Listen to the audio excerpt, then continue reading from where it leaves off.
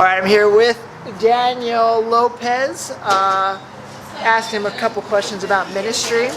We are outside, so if it's a little windy, we're sorry. I talked to the mic, we're sorry. But people are walking by, so we have that kind of awkwardness. If you see our eyes darting this way and that way, that's why. But Daniel Lopez, you're in North Dakota. You don't have to say what city you're at if you're concerned about your safety. But what are your positions in that church? Yes, I am. My wife and I are pastors in Grafton Assembly of God, and the two of us serve as associate pastors, and that entails working with youth, Hispanic ministry, and anything else that pastor wants help with or wants us to do. So that's our role in Grafton Assembly of God. So you're filling in a lot of roles. You're also you're working at a construction place too? Yes, we have. I have a part-time job in construction, and my wife is a full-time job as an abstractor. If you guys know what that means. I don't know what it means, but anyway. So looking at that ministry, you're involved in a bunch of different ministries within the church. What do you say? What would you say would be the main challenge of your position? Or if you even want to speak for Heidi. Yeah. Well, one of the things that my wife and I talk about it's simply balancing stuff, balancing responsibility.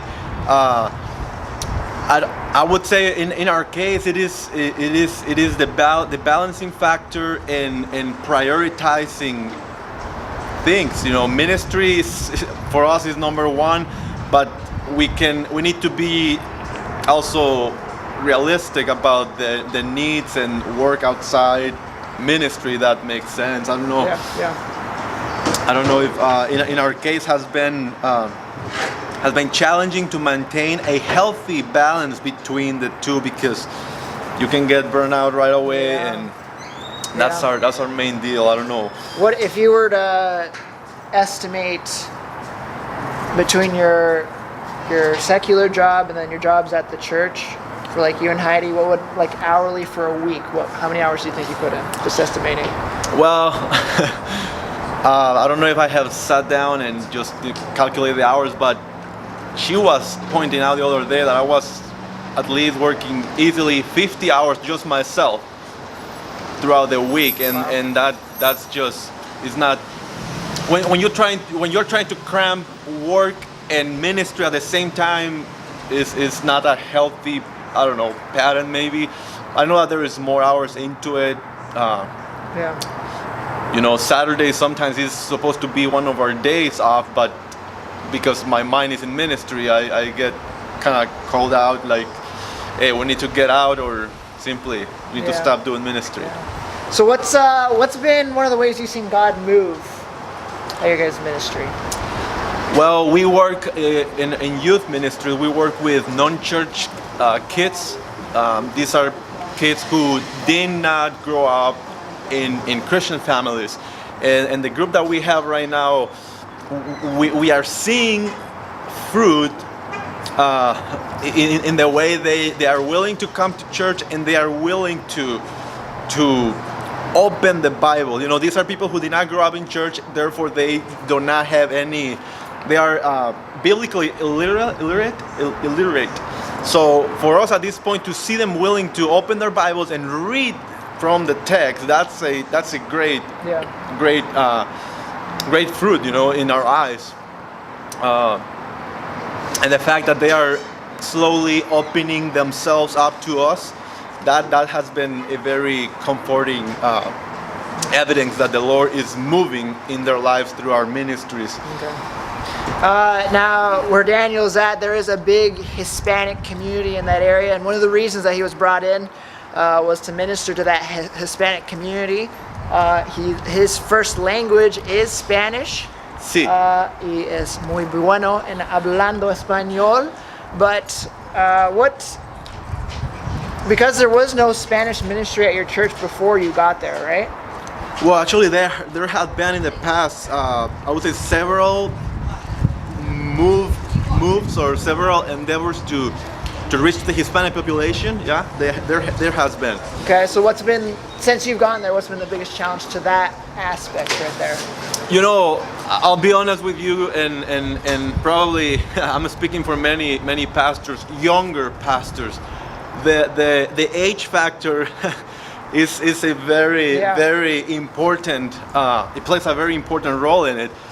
One of the biggest challenges in our case has been to be accepted as a minister, even though I am younger by many, probably half of their age of many of them. So that's one big challenge for us. For me, trying to pastor a generation that is older than my wife and I has been quite a deal. Yeah, I understand that. Yeah, that's something that can be a challenge where people, sometimes you go to church, and if you are a young minister, there'll be people who have been serving the Lord longer than you've been alive, and that's, I mean, it just depends how the people are like. If they give you respect just being a minister for the Lord right off the bat, or if you have to earn it from them. It just depends how they're like. So I guess the last question I have for you is, what, if you could go back to your Bible college days, what would be one thing you would let yourself know about in advance for your position right now? I think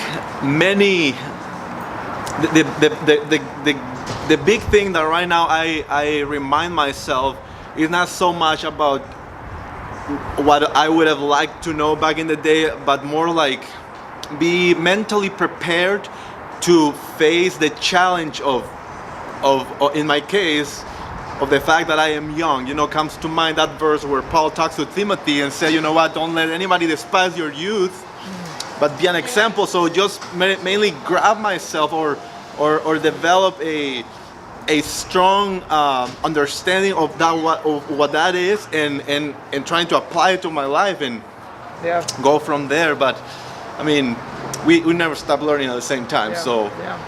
Daniel, God's been using Daniel to minister to Grafton. He's also, I know he's ministered to me. We went to Bible college together, and he's been a good example of what it means to serve the Lord and remain faithful in the Lord even when facing challenges. And so I just thank you for that friendship there.